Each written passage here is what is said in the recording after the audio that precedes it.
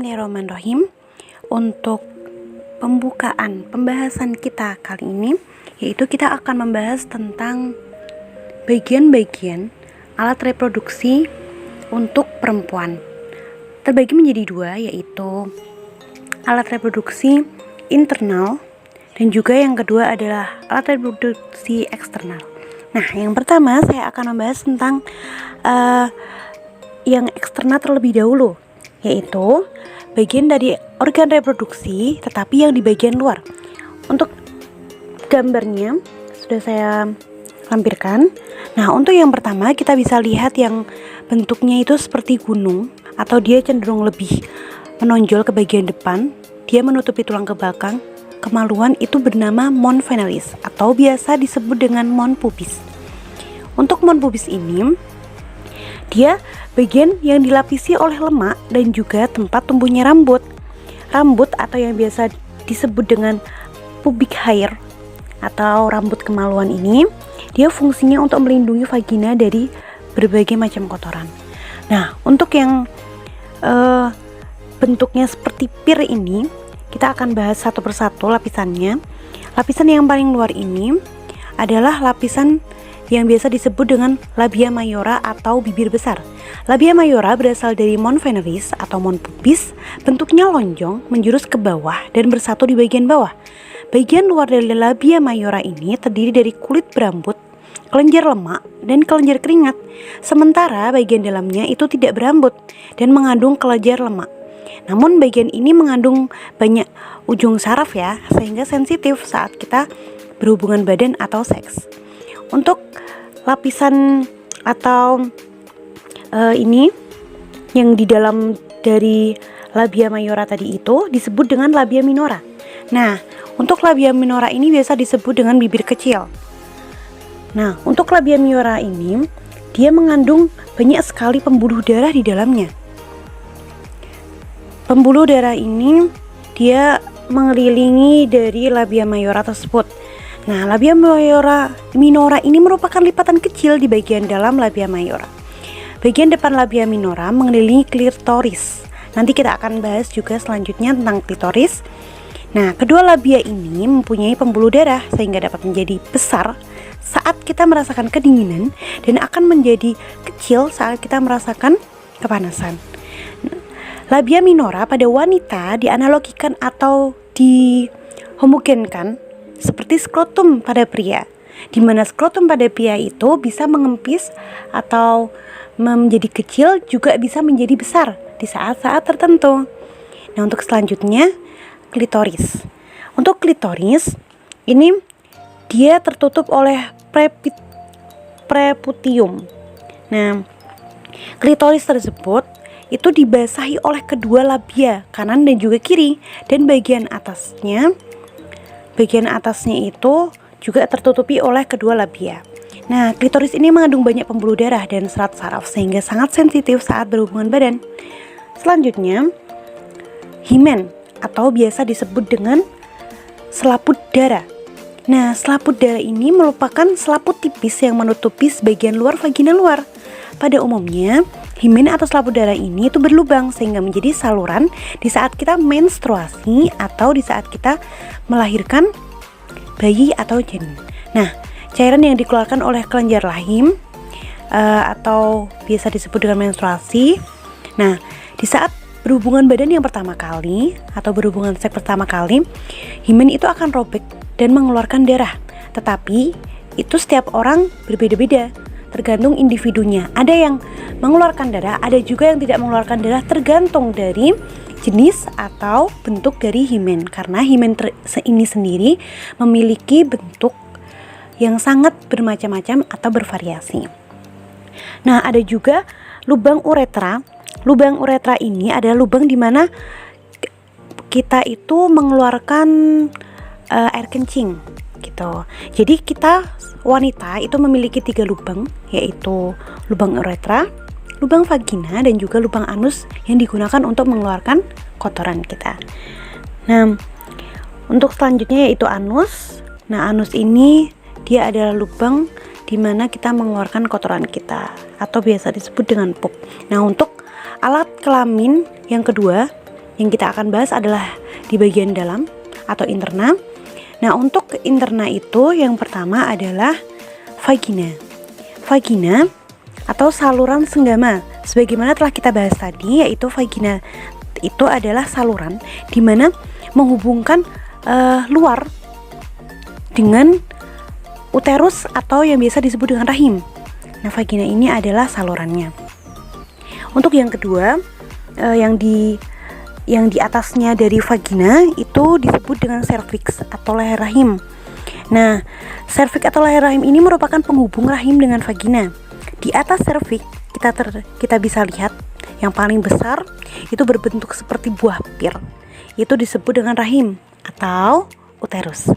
Nah, uterus ini dia memiliki 3 lapisan yang kita bisa lihat di dalam gambar.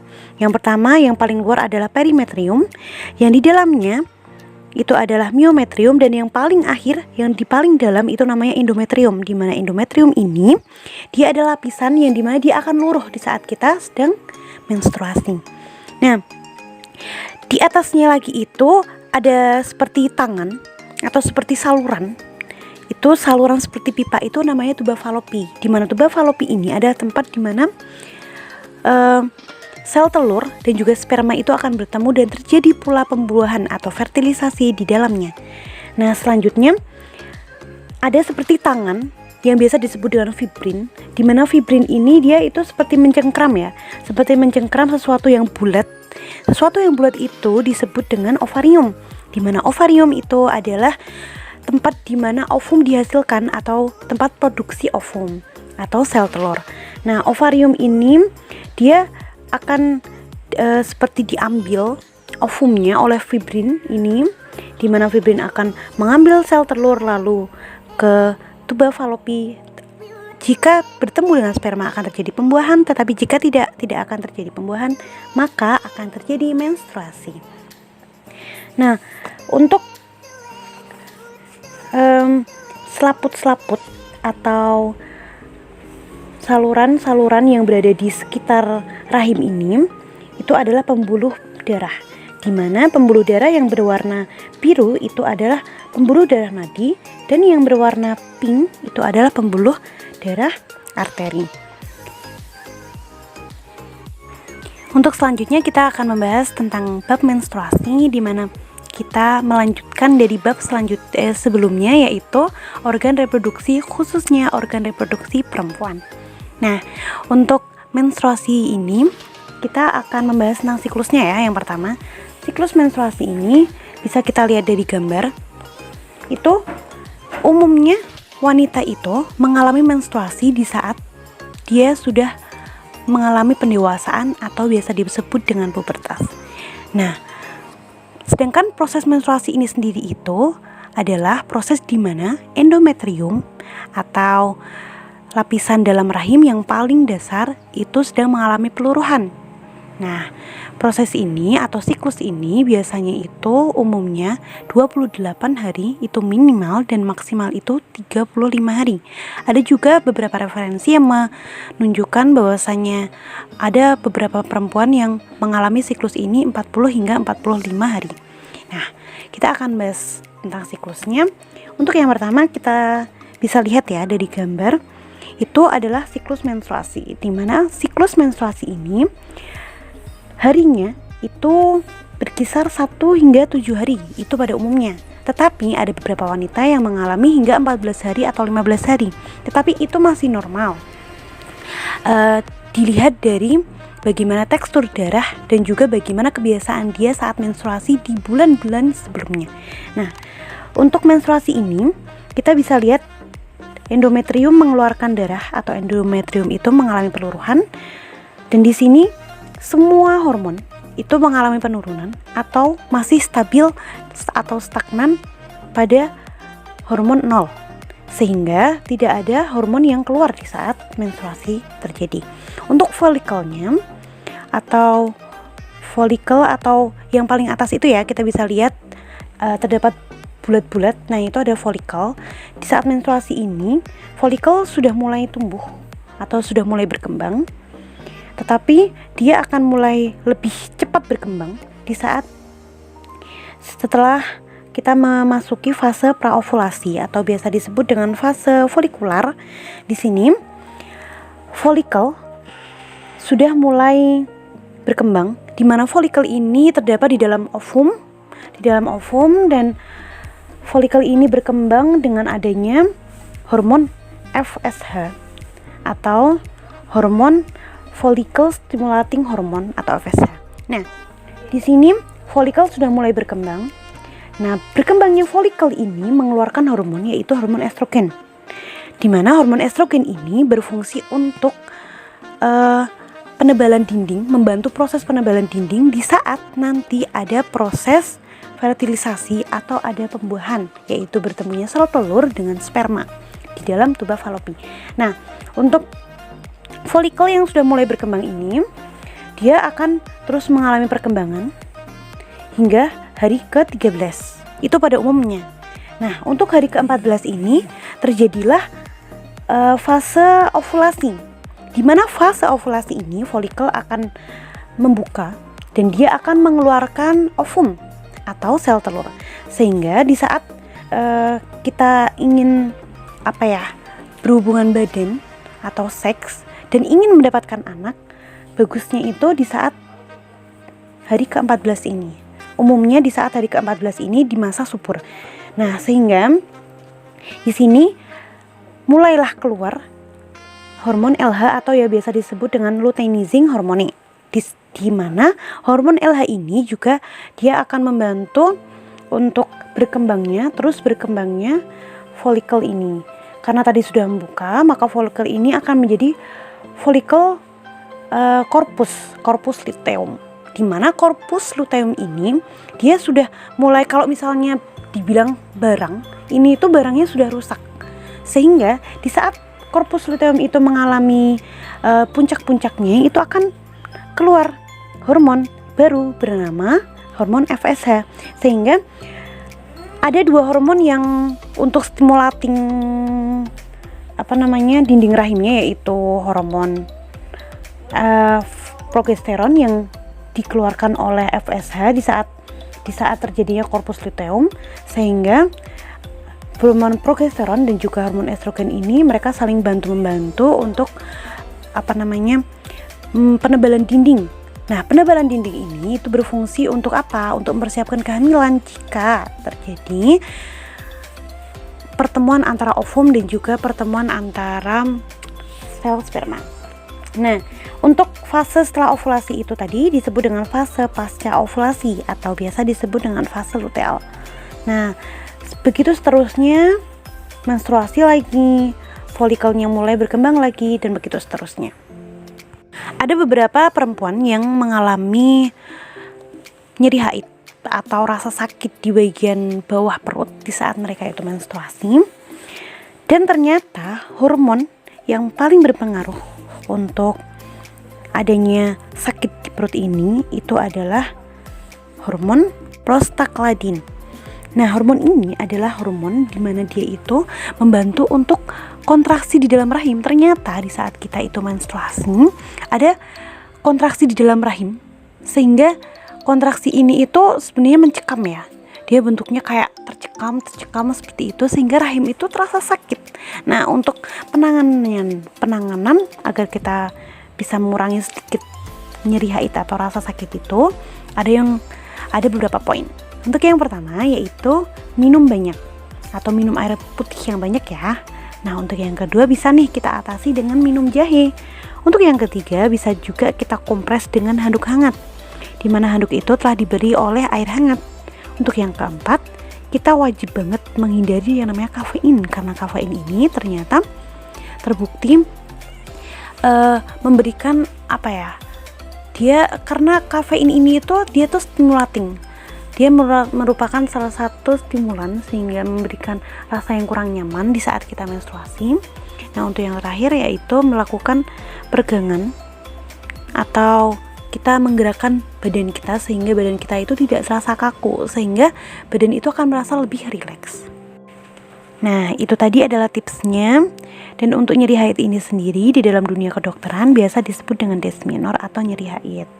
Nah, untuk beberapa kelainan lainnya itu ada juga menorrhagia atau darah lebih, ada juga oligomenorrhea atau haidnya itu tidak teratur, ada juga amenorrhea atau tidak haid, tetapi ada beberapa faktor yang menjadikan kita tidak haid seperti hamil, menyusui, ataupun menopause. Untuk bab yang ketiga, kita akan membahas tentang fertilisasi atau yang biasa disebut dengan pembuahan. Nah, kenapa kita membahas tentang pembuahan? Karena pembuahan ini adalah terusan dari proses-proses sebelumnya yang saya bahas tadi, yaitu organ reproduksi perempuan dan juga tentang menstruasi.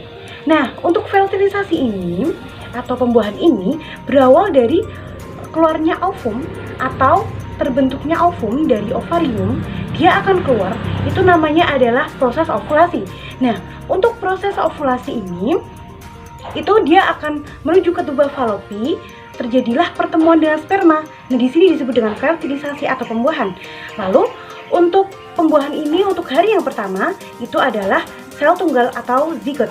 Untuk hari kedua kita akan mengembangbiakkan menjadi 2 sel. Nah, untuk hari ketiga berkembang biak lagi menjadi 4 sel. Untuk hari keempat berkembang biak lagi menjadi 16 sel. Untuk hari yang kelima akan menjadi yang bernama blastokista. Nah, di sini ini adalah proses blastokista yang awal ya. Nah, untuk yang selanjutnya yaitu hari ke-6 hingga hari ke-7 itu terjadi blastokista tahap akhir. Nah, untuk hari ke-8 hingga hari ke-9 itu akan terjadi implantasi atau biasa disebut dengan proses menempelnya tadi itu sel telur yang sudah beregenerasi itu akan menempel di endometrium.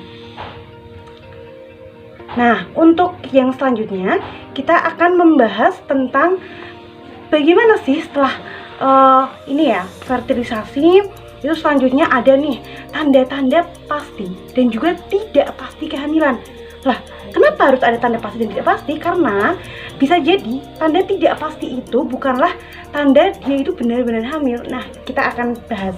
Check it out. Nah, untuk yang pertama, kita akan bahas tentang tanda pasti kehamilan. Untuk yang poin pertama, tandanya adalah dengan denyut jantung janin. Nah, denyut jantung ini itu diperkirakan menjadi tanda yang pasti karena janin berarti di situ memang dia hidup. Untuk yang kedua yaitu gerakan janin di dalam rahim. Kenapa termasuk tanda pasti? Karena berarti saat rahim ini dia terjadi ada gerakan di dalamnya, berarti janin itu berkembang dengan baik. Nah, untuk yang ketiga itu adalah USG. Nah, di mana USG ini dia itu adalah pasti karena di saat kita sudah melakukan USG, tidak mungkin hasil dari USG itu sebuah manipulasi. Jadinya ini sudah pasti dia itu terdapat kehamilan di dalamnya. Nah, untuk yang kedua yaitu tanda yang tidak pasti. Untuk yang pertama yaitu amenorrhea atau dia itu tidak terjadi menstruasi sama sekali. Biasanya di saat kita sedang hamil, perempuan sedang hamil, maka tidak akan terjadi menstruasi. Tetapi ini tuh bukan menjadi indikasi yang paling utama ya, karena bisa jadi tidak menstruasi itu dia punya penyakit atau mungkin karena memang dia ini ada hormon dari orang tuanya yang menyebabkan dia memang tidak stabil dalam menstruasi. Itu yang kedua yaitu mual dan juga muntah. Nah, untuk mual dan juga muntah ini bisa jadi nih ternyata teman-teman sedang masuk angin. Nah, itu kan belum pasti nih ternyata kita hamil. Lalu kita bilang teman kita yang muntah-muntah dan juga dia mual, kita bilang hamil? Tidak pastinya. Nah, untuk yang ketiga yaitu ngidam atau saat-saat dimana seseorang tuh pingin makanan tertentu, entah pengen burger atau dia pengen spaghetti atau dia pengen kelengkeng atau mungkin dia pengen mangga muda. Nah, itu bukan menjadi salah satu indikasi dia sudah melakukan yang namanya berhubungan atau dan dia ini menjadi hamil. Tidak ya. Nah, untuk selanjutnya yaitu kita sering buang air kecil atau BAK. Nah, sering buang air kecil ini ternyata bisa karena kita kedinginan loh, bukan karena kita hamil. Nah, untuk yang selanjutnya hiperpigmentasi atau kulit kita ini pigmennya menjadi lebih banyak. Nah, ini tuh kulit itu menjadi lebih gelap di beberapa area tertentu. Biasanya di ibu hamil itu ada di perut atau di muka juga bisa ada, tapi ini bukan menjadi salah satu tanda bahwasanya kita itu sedang hamil. Untuk selanjutnya yaitu perubahan payudara. Untuk perubahan payudara ini beberapa wanita itu terjadi seperti mendegang atau mungkin bisa jadi dia menjadi lebih keras, atau mungkin payudara yang sakit. Nah, itu ternyata bukan termasuk salah satu tanda bahwasanya kita ini sedang hamil. Bisa jadi karena ternyata kita sedang PMS atau premenstruasi, gitu ya. Ternyata ini itu juga mungkin kita tuh lagi PMS atau kita akan haid, itu kan biasanya menegang, jadi sakit dan sebagainya. Untuk selanjutnya kita mengalami konstipasi atau yang biasa disebut kalau di bahasa Jawa itu mungkin bebelen, susah BAB. Nah itu, nah ini susah BAB ini ternyata bisa jadi karena kita kurang serat loh guys, bukan ternyata kita hamil, bukan. Nah bisa jadi karena kurang serat, kurang minum air putih, kurang makan makanan yang bergizi, seperti itu. Untuk selanjutnya yaitu varises. Siapa yang tahu apa itu varises? Ternyata varises ini itu dimana misalnya tangan atau kaki kita ini tuh dia ada kayak ini keluar hijau-hijau atau misalnya kayak otot yang keluar seperti itu. Nah ini adalah tanda dimana kita mungkin terlalu sering duduk atau mungkin kita terlalu sering jongkok. Nah itu bisa terjadi menjadi varises, bukan berarti kita sedang hamil. Untuk selanjutnya yaitu test pack. Nah ternyata test pack ini saat kita positif atau biasanya di test pack itu menunjukkan 2 garis putih biru, bukan biru juga ya, merah. Nah itu ternyata itu bukan karena kita hamil, bisa jadi loh untuk beberapa test pack yang tidak akurat bisa jadi kita terkena beberapa penyakit. Misalnya mungkin kita kena penyakit yang mengakibatkan test pack itu saat kita gunakan itu menjadi positif. Nah, jika kita itu memang positif hamil, maka kita perlu nih untuk belajar bagaimana proses bayi itu di dalam kandungan seorang ibu. Bayi ada di dalam kandungan itu kira-kira atau biasanya rata-rata orang itu 9 bulan 10 hari. Tetapi ada juga yang lebih dan juga bisa ada yang kurang, biasanya itu nanti akan melahirkan secara sesar. Nah, untuk bulan pertama kehamilan itu biasanya usia kandungannya ini mencapai sekitar 3 minggu, 4 minggu seperti itu ya. Nah di sini itu baru terjadi kayak pertemuan antara sel sperma dengan sel telur, sehingga akan terjadi zigot dan berkembang menjadi embrio. Untuk usia 4 minggu embrio itu mulai tertanam. Tadi ya sudah disebutkan bahwasanya 8 dan 9 hari itu mulai tertanam atau biasa disebut dengan implantasi. Untuk ukuran janin di sini mungkin masih sebesar sebutir beras gitu, dan atau sekitar kalau misalnya diukurkan itu sekitar 6 hingga 7 mm. Untuk plasenta di sini juga mulai terbentuk. Nah, plasenta sendiri itu fungsinya untuk menyalurkan nutrisi dan juga untuk membuang kotoran dari janin gitu. Nah, untuk yang kedua bulan itu biasanya bayi itu sudah mulai berkembang jantungnya, paru-paru, ada juga mulutnya. Tapi di sini memang belum sempurna ya, masih berkembang. Nah, untuk awal-awal bulan itu mungkin ukurannya masih 1,15 m. Untuk akhir bulan biasanya itu ukurannya sudah mencapai 2,5 mm. Nah, untuk minggu ketiga nih, perlu banget Bunda ya, masih trimester pertama ya, karena 3 bulan ini masih trimester pertama, kita perlu banget untuk mengetahui apa aja yang terjadi. 3 bulan ini mungkin kita masih merasakan mual, muntah, tetapi di sini itu termasuk salah satu tanda bahwasanya memang salah satu ciri saat hamil itu akan terjadi kenaikan asam lambung, sehingga membuat yang hamil itu menjadi mual ataupun muntah. Nah, embrio itu terus berkembang hingga bulan ketiga, dan di sini setelah 10 minggu maka panjangnya itu mencapai sekitar 40 mm. Nah, untuk bagian wajah itu mulai terbentuk nih seperti hidung dan juga mulut atau matanya itu mungkin lebih terlihat jelas lagi, lebih terbentuk lagi. Untuk bulan keempat itu mungkin sekitar panjangnya itu tidak jauh dari bulan ketiga, tapi di sini masih ada beberapa tanda seperti mual, muntah, itu masih sedikit. Itu untuk beberapa perempuan masih mengalaminya, tetapi ada juga banyak dari ibu-ibu dan dari awal hingga akhir itu tidak terlalu mengalami mual dan juga muntah.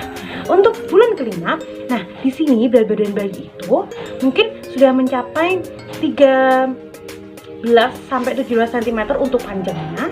Nah, untuk janin ini tuh dia mulai mengeluarkan rambut atau ada rambut-rambutnya di bagian kepalanya. Tetapi Bunda, di sini kita perlu tahu bahwasanya gerak dari bayi ini itu mulai terasa di saat kita menuju ke bulan kelima ini. Nah, untuk bulan keenam, ternyata bulan keenam ini kita perlu tahu banget, karena di bulan keenam ini bayi akan mulai aktif. Bunda akan mulai mengerti bahwasanya bayi itu banyak berkembangnya itu di bulan ke-6 ini. Untuk bulan ke-7, maka janin ini sudah mulai sangat sempurna, mulai menuju ke sempurna, sehingga ibu itu biasanya sudah merasakan adanya organ atau misalnya seperti tangan, kaki mulai bergerak-gerak. Nah, di sini sudah mencapai beratnya itu sudah mencapai sekitar 1 kilo guys ternyata. Nah, untuk panjangnya itu mungkin 38,6 cm hingga 39 cm. Untuk kulit bayinya ini, kulit bayi itu mulai diselimuti seperti ada kayak selaput-selaput. Nah, di sini selaputnya ini memang dia nanti juga akan hilang. Dengan berkembangnya waktu akan hilang, tapi memang selaput ini berguna untuk melindungi bayi dari berbagai gangguan dari luar. Untuk bulan ke-8, ibu akan merasakan mulai kesakitan atau mulai tidak nyaman untuk tidur. Nah, di sini itu kenapa ibu mulai tidak nyaman untuk tidur? Karena ibu itu merasakan bahwasanya bayinya itu mulai banyak bergerak yang sangat sering, sehingga di sini bayi itu seperti mengkode akan keluar gitu. Nah, untuk bulan ke-9 yaitu bulan terakhir. Nah, di bulan terakhir ini tuh bayi mulai menunjukkan bahwasanya dia itu aku sudah ada ibu gitu. Sehingga beratnya saja sudah mencapai sekitar 2,7 kilo hingga 3,6 kilo loh guys. Nah, tapi untuk panjangnya itu biasanya dia sekitar 4,3 cm. Karena bayi ini sudah mulai ingin keluar, jangan risau ya bun kalau misalnya 9 bulan 10 hari itu memang bayi itu belum keluar, karena memang mungkin beberapa bayi atau ada bayi-bayi tertentu itu dia itu memiliki hari atau memiliki waktu-waktu tertentu untuk keluar dengan sendirinya. Jadi misalnya nih bunda memang masih belum keluar hingga minggu ke-40 ya, mungkin bisa nih pakai induksi induksi alami, atau mungkin bisa di kita rangsang seperti itu bunda. Nah, untuk 9 bulan 10 hari itu adalah selesai waktu untuk bunda mengandung. Sekarang kita akan belajar atau mempelajari tentang bagaimana sih itu kelahiran atau persalinan. Nah, persalinan ini ada 2 bunda. Untuk yang pertama yaitu persalinan secara normal, dan yang kedua yaitu persalinan secara sesar. Untuk yang persalinan secara normal itu ada beberapa kala bunda. Nah, ini adalah kala yang pertama. Kala yang pertama itu adalah kala dimana bayi ini itu merasa ingin keluar, sehingga ibu itu mengalami pembukaan. Nah, pembukaan ini biasanya terjadi 1 hingga 10 pembukaan atau 1 cm hingga 10 cm pembukaan. Nah, untuk fase dimana kala 1 ini ada 2 fase, yaitu fase laten dan juga fase aktif. Untuk fase laten ini biasanya dia itu pembukaan 1 hingga pembukaan 3 atau 1 cm hingga 3 cm, dan jamnya itu selama 8 jam. Untuk fase aktif itu ada 3. Untuk yang pertama adalah fase akselerasi. Nah, untuk fase akselerasi ini dia itu 3 cm hingga 4 cm. Nah, untuk jamnya itu ada di 2 jam. Untuk yang kedua yaitu fase dilatasi maksernal. Nah, untuk ini itu berada di 2 jam juga bunda, sama dengan fase akselerasi. Tetapi untuk pembukaannya yaitu 4 hingga 9 cm aja. Untuk yang ketiga yaitu fase deselerasi, yaitu dia itu dari bukaan ke-9 hingga bukaan ke-10 atau sempurna. Nah, ini juga ada di 2 jam aja bunda. Untuk peristiwanya ini, untuk tanda-tandanya bunda, untuk mulai pembukaan itu bunda perlu tahu nih, karena jika bayi akan mulai keluar itu akan mengeluarkan lendir. Nah, di sini lendirnya itu juga disertai dengan air ketuban bunda, sehingga di sini akan terjadi kontraksi yang kuat dan sangat-sangat kuat. Nah, untuk yang kedua yaitu kala yang kedua. Nah, untuk kala yang kedua ini yaitu kala dimana bayi itu akan keluar bunda. Nah, untuk waktunya itu biasanya itu bayi itu merasa sudah akan keluar, maka peristiwa-peristiwa yang terjadi di kala 2 ini ada beberapa bunda. Misalnya yang pertama, kepala turun pada dasar panggul, karena memang bayi akan keluar itu melalui kepala terlebih dahulu. Yang kedua, perasaan bunda itu ingin mengejan. Nah di sini itu biasanya ada palsu-palsu sih bunda, karena mungkin mengejan ini atau ingin BAB sih, atau ingin melahirkan sih. Tapi perlu diketahui bahwasanya mengejan ini termasuk salah satu peristiwa di kala 2. Nah untuk yang ketiga yaitu perineum. Itu mulai melebar bunda, karena jika sudah melebar maka bayi siap untuk dikeluarkan. Nah kepala dilahirkan untuk yang pertama kali, setelah kepala baru badan, setelah badan baru anggota-anggota badan yang lainnya seperti kaki atau juga yang lainnya. Nah untuk tanda dan gejala nih bunda perlu banget diperhatikan, karena kita mungkin harus merasakan ini dulu baru tahu deh ini sudah memasuki kala yang kedua, yaitu ibu merasa ingin menelan bersama dengan bayi. Yang kedua, ibu merasakan adanya peningkatan tekanan pada tracheum dan vaginanya. Dan juga yang ketiga, vulva dan vagina itu mulai membuka dan juga pengeluaran lendir bercampur dengan darah. Untuk kala yang ketiga yaitu kala pengeluaran plasentanya bunda. Setelah bayi dikeluarkan maka plasenta itu juga wajib dikeluarkan. Untuk proses pengeluarannya ini itu awalnya uterus berkontraksi terlebih dahulu nih. Lalu setelah berkontraksi maka plasenta itu akan lepas. Nah untuk tanda-tanda dari kala ketiga ini perlu banget diperhatikan. Yang pertama adalah uterus mulai membentuk bundar. Untuk yang kedua, uterus itu terdorong ingin keluar. Lalu tali pusar itu bertambah panjang. Dan yang terakhir terjadinya pendarahan. Ini perlu diperhatikan ya bunda ya. Nah untuk perubahan psikologisnya bunda itu, bunda ingin melihat anaknya, habis itu bunda juga merasa lega atau bangga, dan juga dia selalu mempertanyakan aku harus diet atau enggak sih kayak gitu. Dan juga dia menaruh perhatian kepada anaknya. Nah untuk yang terakhir yaitu kala pengawasan.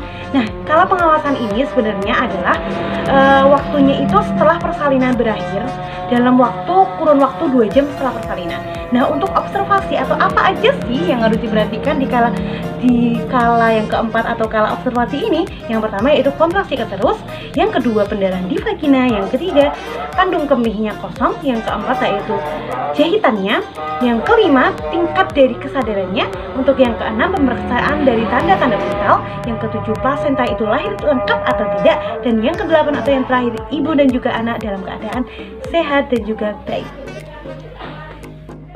Untuk selanjutnya kita akan bahas tentang persalinan sesar bunda. Persalinan sesar itu sebenarnya dia ini adalah persalinan yang tidak normal bunda, karena persalinan sesar ini perlu ada sobekan atau perlu adanya seperti operasi bunda. Nah penyebab sesar ini tuh ada beberapa sih bunda.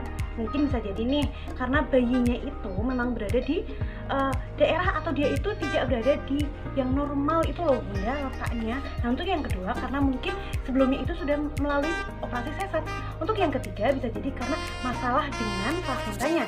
Nah untuk yang keempat bisa jadi karena persalinan transversal.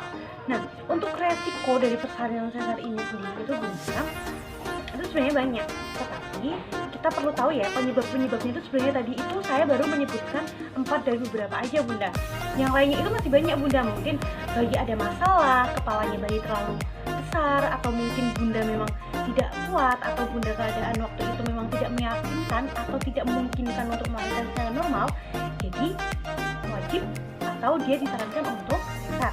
Nah untuk resiko dari persalinan sesar ini mungkin bunda akan merasakan rasa sakit, bunda akan merasakan luka bekas dari jahitannya, habis itu mungkin ada juga pembekuan darah di berbagai tempat atau di tempat-tempat tertentu, ada juga kehilangan darah yang lumayan banyak bunda, karena memang ini itu seperti apa ya bunda ya, operasi. Nah ada juga cedera di tempat yang terjadi operasi. Nah hal-hal yang perlu banget dilakukan bunda jika memang harus sesar yaitu dia harus tenang, dia harus beristirahat, minum yang banyak, hindari seks selama 4-6 minggu, dan juga minum obat pereda nyeri jika ini memang bunda harus sesar seperti itu. Nah untuk beberapa robekannya atau sayatan di sesar itu ada beberapa macam bunda, bisa dilihat di gambar di atas ya bunda ya. Tetapi untuk beberapa sayatannya ini itu tuh ada pertimbangan. Mungkin ada yang lurus, ada yang belok, ada seperti apa, itu karena apa sih? Yang pertama, karena kecepatan untuk mencapai dan melahirkan janin itu dia dulu kecepatannya bunda. Yang kedua, letak plasentanya di mana tuh. Yang ketiga, kosmetik, dan yang keempat, persiapan untuk melanjutkan operasi. Nah, kalau misalnya dari semua ini sudah kita lihat, maka kita bisalah mengambil bagaimana sayatan yang paling cocok untuk bunda dan juga bayi. Nah, untuk selanjutnya yaitu masa nifas. Dimana masa ini adalah masa dimana bunda itu mengeluarkan darah terus-menerus, biasanya itu selama 40 hari. Dan darah yang keluar ini bunda itu adalah darah yang bersisa atau sisa-sisa darah, dimana ini tuh saat bunda melahirkan akan ada sisa darah. Nah, ini disebut dengan darah nifas. Nah, untuk darah nifas ini dari hari ke hari bisa kita lihat ya bunda ya, untuk beberapa warnanya nih. Untuk hari yang pertama itu biasanya dia merah terang bunda. Kalau nggak merah terang bunda, biasanya merah kecoklatan. Untuk yang hari kedua hingga hari ke-6 itu biasanya coklat tua atau merah muda. Untuk hari ke-7 hingga hari ke-10 itu biasanya coklat muda atau merah muda. Untuk hari yang selanjutnya yaitu hari ke-11 hingga hari ke-14 itu biasanya mulai pudar bunda. Nah, untuk selanjutnya itu yaitu hari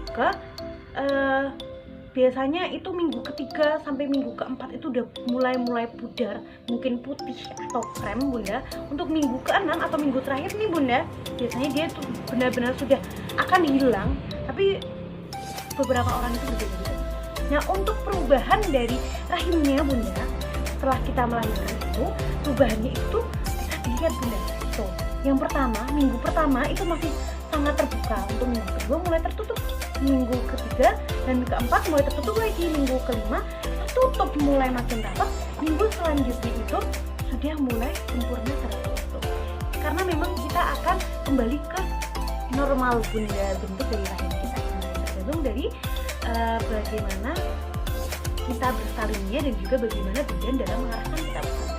Nah, untuk yang selanjutnya yang boleh dan tidak boleh dilakukan nih pada saat kita itu nifas, yang boleh yang pertama itu kita dianjurkan untuk makan banyak-banyak yang berserat dan sayuran atau buah-buahan nih bunda, makan protein. Habis itu juga kita itu menyusui bayi kita jika memang dirasa payudaranya itu lancar untuk menyusui. Nah, ya untuk yang selanjutnya yaitu kita harus menjaga kebersihan dari vagina kita bunda, karena memang vagina di situ kita sedang ada robekan ya bunda, jadi memang harus benar-benar dijaga, takut ada infeksi nih bunda. Dan yang terakhir itu kita harus banyak-banyak minum air putih yang banyak, karena minum air putih yang banyak ini bisa menjadi salah satu faktor mempercepat jahitannya itu menjadi kering. Nah, untuk yang dilarang itu bunda, yang pertama nih bunda, kita nggak boleh banyak-banyak gerak atau banyak-banyak olahraga, dilarang ya bunda. Yang kedua, kita harus menghindari dulu untuk berhubungan intim bunda, karena berhubungan intim ini itu sangat memberikan resiko terjadinya robekan lagi sehingga lama jahitannya. Untuk yang selanjutnya yaitu kita dilarang untuk diet. Apa bunda? Diet. Karena diet ini yang selalu berlebihan bisa banget membuat kita yang sehabis melahirkan itu menjadi tenaganya lebih berkurang. Yang selanjutnya kita tidak boleh yang namanya lalai menjaga kebersihan vagina kita. Dan yang terakhir, menjaga emosi. Tidak boleh banyak emosi ya bunda. Nah, untuk yang selanjutnya nih bunda, kita akan bahas mengenai IMD atau inisiasi menyusui dini. Kenapa sih kita harus belajar namanya IMD sih? Karena IMD itu penting bunda. Kita harus mengetahui bagaimana sih alamiahnya bayi itu saat dia itu lahir, maka akan gimana. Nah, untuk yang pertama nih bunda, prosesnya itu bayi akan menangis dulu bunda, tanda bahwasanya paru-paru itu mulai berfungsi. Untuk yang kedua, bayi akan relaksasi. Nah, relaksasi di sini itu bayi tenang dan juga beraktivitas. Untuk yang ketiga, bayi itu terjaga, dia mulai membuka matanya, dan itu bila terjadi kurang lebih 3 menit setelah dia dilahirkan.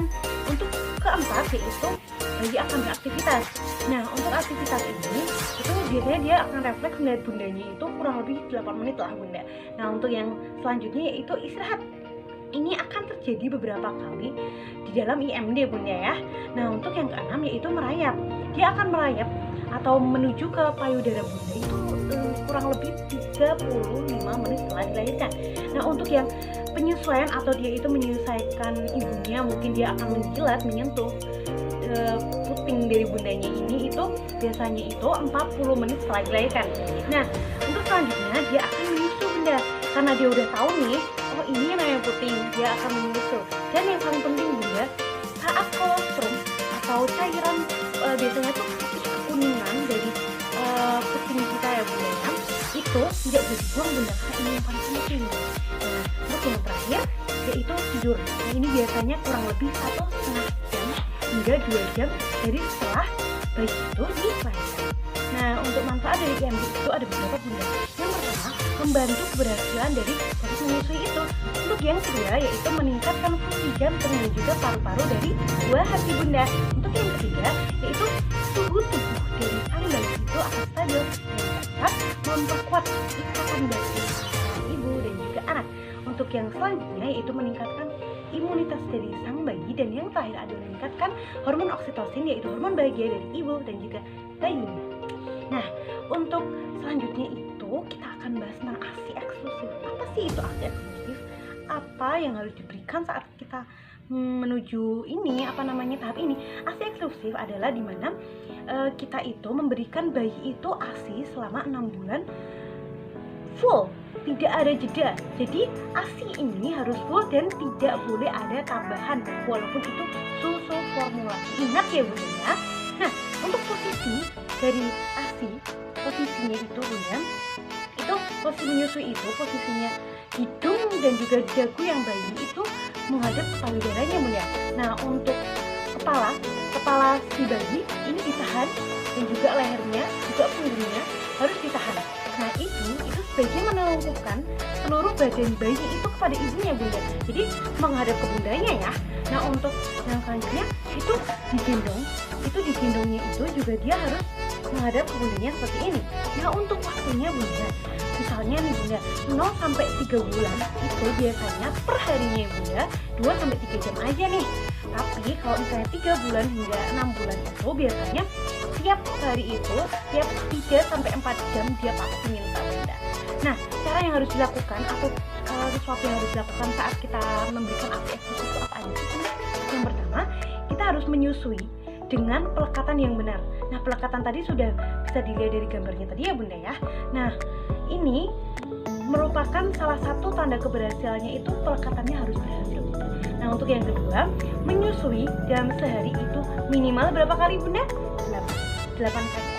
Nah, kalau misalnya kita menyusui bunda, antara kanan dan juga kiri itu harus seimbang. Kanannya juga untuk menyusui, kiri juga harus untuk menyusui bunda. Jangan sampai kita nggak seimbang ya bunda ya.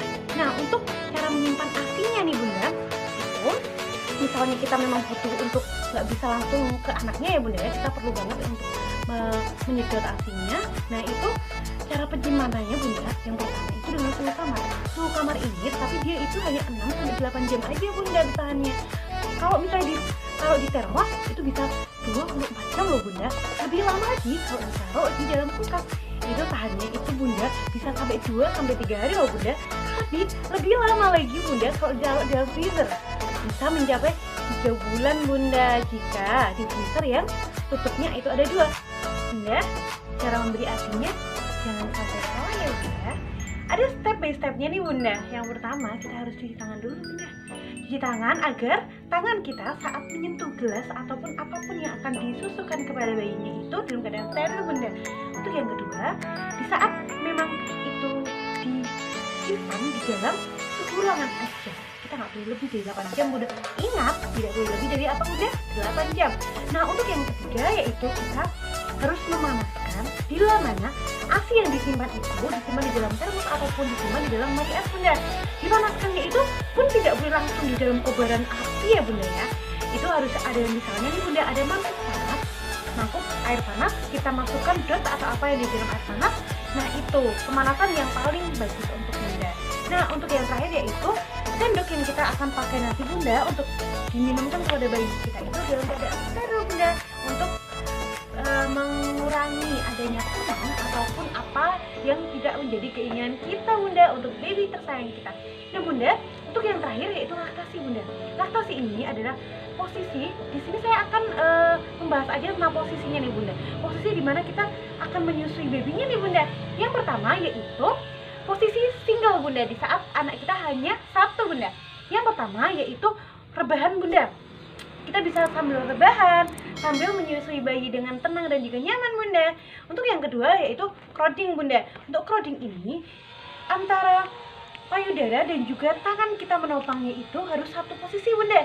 Nah yang ketiga adalah cross crowding bunda, yaitu berlawanan arah bunda. Dari misalnya nih bunda menyusui dari yang kiri, kita berlawanan arah yaitu di kanannya bunda menopangnya. Untuk yang keempat yaitu quad bunda. Tangan kita dua-duanya harus menopang babynya bunda. Untuk yang terakhir bunda, ini adalah yang paling santuy bunda, yaitu kita rebahan sambil memperhatikan anak kita bunda. Jadi ada kontak mata dengan anak sehingga kita bisa lebih sayangnya kita, kasih sayangnya kita tersampaikan dengan baik bunda kepada baby. Nah untuk yang kembar bunda, untuk twins bunda, ini ada 4 bunda. Yang pertama yaitu football and cradle. Nah untuk yang kedua bunda, front cross. Nah untuk yang ketiga bunda yaitu double football bunda. Nah untuk yang terakhir yaitu upright lunge. Nah bisa dilihat dari gambarnya ya bunda ya, karena bisa jadi nanti kalau kita nggak lihat gambarnya bisa salah paham nih bunda.